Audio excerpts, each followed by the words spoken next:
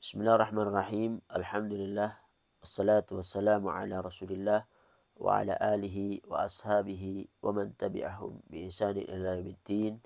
Allahumma alimna ma yanfa'una wanfa'na bima 'allamtana wa zidna ilman ya rabbal alamin. Rabbi shrah li sadri wa yassir li amri wa hlul 'uqdatam min lisani yafqahu qawli. Amma ba'du. Hari ini kita mulai untuk membaca kitab Syarh Al-Manzumah Al-Baiquniyah, penjelasan Manzumah Al-Baiquniyah yang ditulis oleh Muhammad bin Ibrahim Akhirat As-Salafi Al-Jazairi tentang mengenal kaidah dasar ilmu hadis. Kitab ini diterbitkan oleh Maktab Al-Ghuraba, diterjemahkan oleh Abu Hudzaifah. Qala mu'allif rahimahullah bahwasanya Al-Manzumah Al-Baiquniyah itu membahas ilmu dasar tentang mustalah al-hadis. Jadi ilmu hadis itu ilmu yang sangat penting untuk dipelajari. Sebab dengan ilmu tersebut kita bisa mengetahui keadaan suatu hadis.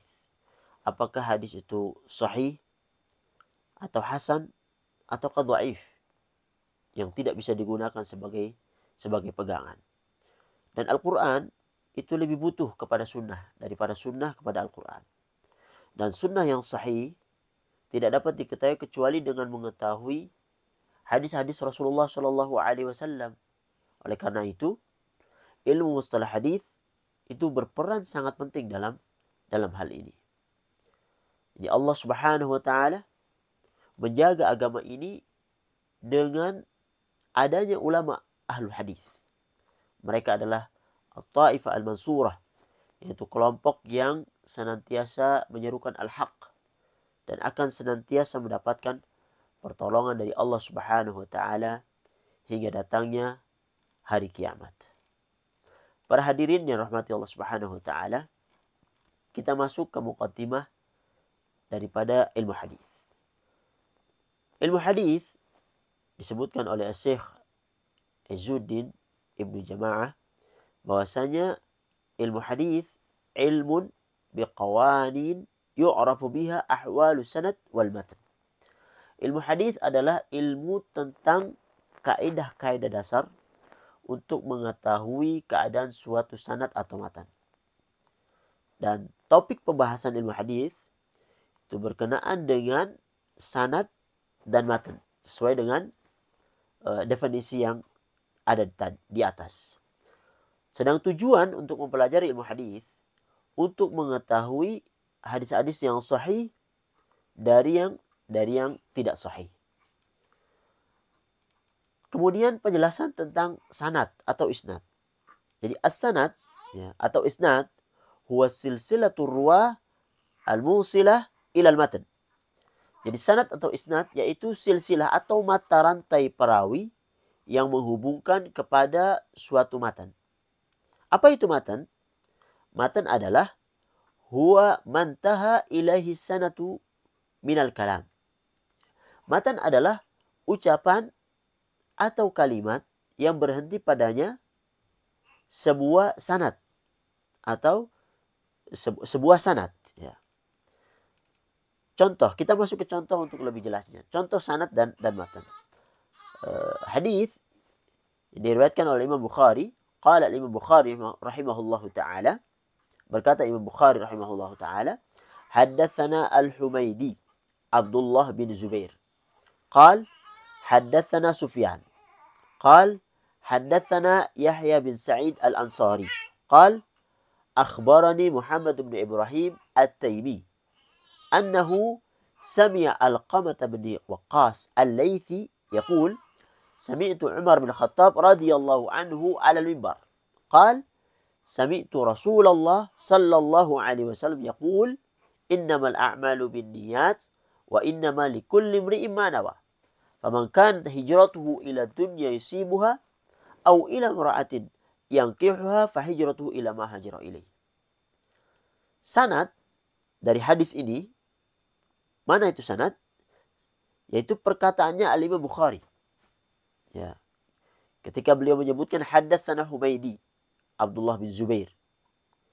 قال حدثنا سفيان قال حدثنا يحيى بن سعيد الأنصاري قال أخبرني محمد بن إبراهيم التيمي أنه سمع القمة بن وقاص الليثي يقول سمعت عمر بن الخطاب رضي الله عنه على المنبر قال سمعت رسول الله sallallahu alaihi wasallam. Itu adalah sanad. Kemudian matan hadis. Mana itu matan hadis?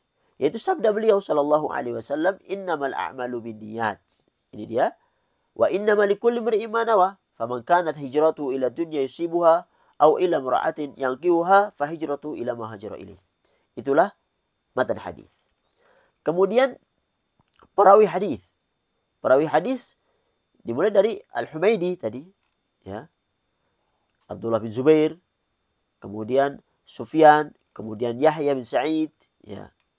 Kemudian Muhammad bin Ibrahim At-Taimi, kemudian Alqamah bin Waqqas Al-Laythi, dan Umar bin Khattab. Kemudian sahabat yang meriwayatkan hadis, siapa di hadis ini adalah Umar bin Khattab. Kemudian penulis hadis, yaitu yang mengeluarkan hadis tersebut, yaitu Al-Imam Al-Bukhari rahimahullah di dalam hadis ini. Kemudian, apa makna perkataan seorang al-hadith akhrajahu fulan? Hadis ini dikeluarkan oleh fulan. Maksud dari perkataan ini adalah hadis tersebut dibawakan oleh si fulan lengkap dengan sanad-sanadnya. Kemudian, ketika ada yang bertanya, lalu apa itu hadis? Hadis yaitu huwa ma warada 'ani Nabi sallallahu alaihi wasallam, ya, min qaulin au fi'lin au taqririn au sifatin. Hadis adalah semua yang datang dari Rasulullah sallallahu alaihi wasallam, baik berupa perkataan, berupa perbuatan, berupa takrir, persetujuan, ataupun sifat. Ya. Takrir ini ada dua. Mu'allif menyebutkan satu, yaitu diamnya Rasulullah dari perbuatan yang di hadapannya. Yang kedua adalah diamnya Rasulullah dari perbuatan yang tidak ada di hadapannya, tetapi disampaikan kepada beliau sallallahu alaihi wasallam. Sedangkan sifat dibagi menjadi dua. Sifat khalqiyah dan sifat khuluqiyah. Tentang postur tubuh, ya, khalqiyah, dan khuluqiyah tentang perilaku beliau sallallahu alaihi wasallam. Kita masuk ke contoh. Contoh hadis qauli, perkataan beliau sallallahu alaihi wasallam, sebuah hadis dari Umar bin Khattab radhiyallahu anhu, dia berkata, qala sami'tu Rasulullah sallallahu alaihi wasallam yaqul innamal a'malu binniyat wa innama likulli imri'in ma nawa. Faman kanat hijratuhu ila Allah wa rasulih, faman kanat hijratuhu ila dunya yusibuha aw imra'atin yankihuha fa hijratuhu ila ma hajara ilaih. Umar bin Khattab radhiyallahu berkata, aku mendengar Rasulullah sallallahu alaihi wasallam bersabda, sesungguhnya amalan itu tergantung niatnya. Dan setiap orang akan mendapatkan balasan sesuai dengan niatnya. Barang siapa yang hijrahnya untuk mendapatkan dunia yang ingin dicapainya, atau untuk wanita yang ingin ia nikahi, maka hijrahnya sesuai dengan apa yang ia niatkan. Ini yang berbentuk qauli, perkataan. Yaitu perkataan Rasulullah Shallallahu Alaihi Wasallam. Contoh hadis yang berbentuk fi'li, yaitu perbuatan beliau Shallallahu Alaihi Wasallam. Sebuah hadis dari Hudzaifah, an Hudzaifah radhiyallahu anhu qala, kana an-nabiy sallallahu alaihi wasallam idza qama min al-lail yashushu fahu bis-siwak. Dari Hudzaifah bin al-Yaman radhiyallahu anhu, ia berkata, dahulu Rasulullah sallallahu alaihi wasallam itu apabila bangun malam untuk salat, beliau menggosok giginya dengan siwak. Yaitu perbuatan beliau sallallahu alaihi wasallam yang dilihat oleh sahabat. Contoh tentang hadis takriri, tentang persetujuan beliau sallallahu alaihi wasallam yang ada di hadapannya, kemudian beliau menyetujuinya. Sebuah hadis an Ibn Abbas radhiyallahu anhuma qala ahdat Ummu Hufaid, bibinya Ibn Abbas, Ummu Hufaid, pernah memberikan hadiah, ya, khalatu Ibn Abbas, ila Nabi sallallahu alaihi wasallam, memberikan hadiah kepada Nabi sallallahu alaihi wasallam aqittan, yaitu mentega, kemudian samnan, keju, dan juga adubban, yaitu daging dhab, yani sejenis biawak. Fa'akala min al-aqid was-saman Kemudian Rasulullah itu makan keju dan menteganya. Wa taraka adhab taqadzuran. Beliau meninggal daging biawak itu karena merasa jijik, ya, karena nggak biasa beliau makan. Wa ukila ala ma'idati Rasulillah sallallahu alaihi wasallam walau kana haraman ma ukila ala ma'idati Rasulullah sallallahu alaihi wasallam. Ya. Kemudian para sahabat itu makan dhab tadi yang dihidangkan di hadapan Rasulullah sallallahu alaihi wasallam. Jika dhab itu haram, niscaya kami tidak akan makan di hidangan itu di hadapan Rasulullah sallallahu alaihi wasallam. Ini bentuk persetujuan beliau sallallahu alaihi wasallam yang ada di hadapannya. Sedang bentuk persetujuan beliau yang tidak ada di hadapannya kemudian disampaikan kepada beliau, sebuah hadis yang diriwayatkan oleh Al-Imam Al-Bukhari, diriwayatkan bahwasanya Rasulullah mau mengirim sariyah, yaitu pasukan yang beliau tidak ikut di dalamnya. Kana yaqra'u li ashabihi, yang pimpinan yang ada di sariyah itu ketika sholat membaca pada sholatnya, kemudian diakhiri dengan qul huwallahu ahad. Kemudian ketika mereka pulang, mereka menyampaikan kepada Rasulullah sallallahu alaihi wasallam.